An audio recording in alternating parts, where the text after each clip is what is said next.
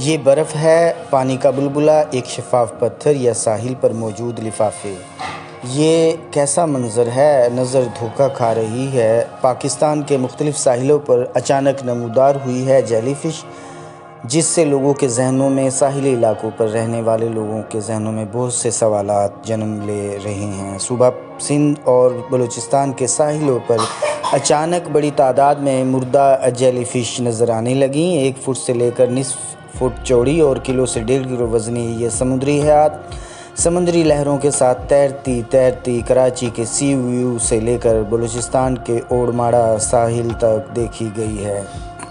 سوال یہ پیدا ہوا ہے، یہ کہاں سے آئی ہے؟ ان کا ساحلوں پر اس طرح نمودار ہونے کا مطلب کیا ہے؟ جیلی فش کا شمار ان قدیم جانداروں میں ہوتے ہیں جو معدومیت کا شکار نہیں ہوئے۔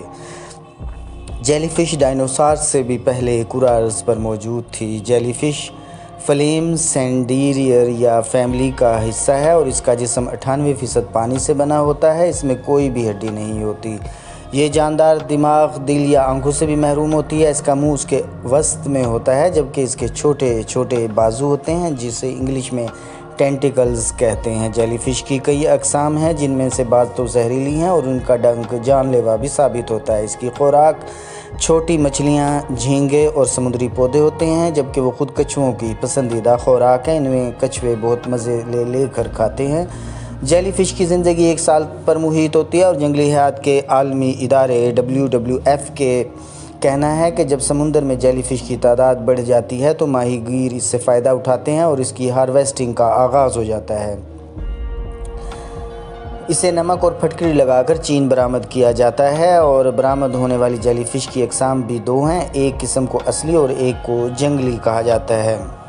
چین کی مارکیٹ میں کووڈ کی وجہ سے منڈی ہے اور اس مندی کی وجہ سے کووڈ کے بعد برآمدات بھی کم ہو گئی ہیں اور پاکستان سے پوری جیلی فش چائنا نہیں جا رہی، جس کی وجہ سے یہ سمندروں سے بھی نہیں پکڑی جا رہی۔ کراچی کے ساحل پر ماہی گیر جال لگا کر بھی مچھلیاں پکڑتے ہیں اور سی ویو پر بھی 1 درجن کے قریب ماہی گیر ایک طویل جال سمندر میں لے جاتے ہیں اور وہاں سے کھینچ کر کنارے تک لاتے ہیں۔ اگر اس میں جیلی فش ہو تو اسے نکال کر ساحل پر پھینک دیتے ہیں۔ مارچ سے لے کر مئی جون تک جیسے جیسے پانی کی سطح بلند ہوتی ہے، یہ گرم پانی ہو جاتا ہے اور جیلی فش ساحل کی طرف آنے لگتی ہے۔ عام دنوں میں جال میں مچھلی زیادہ آتی ہے، لیکن ان دنوں میں جیلی فش زیادہ آ رہی ہے اور اس کا بھاؤ بھی مارکیٹ میں کم ہو گیا ہے۔ ایک ایسا وقت بھی تھا جب چین والوں کو جیلی فش کی طلب ہوتی تھی تو ماہی گیروں نے مچھلیاں چھوڑ کر جیلی فش کا کاروبار شروع کر دیا تھا۔ پاکستان اور چین کے کئی کمپنیاں جیلی فش چین برآمد کرتی ہیں۔ پاکستان فشر فوک کے مطابق مارکیٹ میں جیلی فش 20 سے 25 روپے کلو فروخت ہوتی تھی، لیکن اب یہ صرف 8 روپے کلو فروخت ہو رہی ہے۔ اس کی اتنی کم قیمت کی وجہ سے ماہی گیری سے نہیں پکڑ رہے۔ پاکستان میں جیلی فش کی 50 سے زائد اقسام پائی جاتی ہیں جو سندھ کے کریک سے لے کر بلوچستان کے کلمت تک پھیلی ہوئی ہیں۔ جس طرح پہاڑوں پر پھول کھلتے ہیں، اسی طرح سمندر میں جیلی فش کا بلوم آتا ہے، جس کی وجہ سے یہ بڑی تعداد میں ملتی ہیں۔ 15 سال پہلے تک یہ اس تعداد میں نہیں تھی اور اس کی وجہ موسمیاتی تغیر ہے۔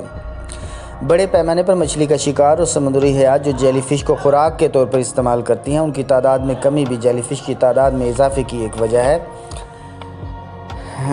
جیلی فش میں اضافے کی متعدد وجوہات، یعنی پانی میں معدنیات اور نشوونما کے اجزاء شامل ہو جانا، سیوریج سمندر میں جانے سے اور سمندری نباتات بڑھنا، اس کے علاوہ انسانی سرگرمیاں اور سمندری درجہ حرارت میں اضافہ کی وجہ ہے۔ چین کے علاوہ جاپان اور کوریا بھی جیلی فش کو کھانوں میں استعمال کرتے ہیں اور ریسرچ کے مطابق چین میں یہ ایک روایتی طعام ہے۔ شادی کی تقریب یا کوئی بڑی تقریب جیلی فش کے بغیر ادھوری ہوتی ہے۔ جیلی فش کا سلاد چین میں بہت ہی پسند کیا جاتا ہے۔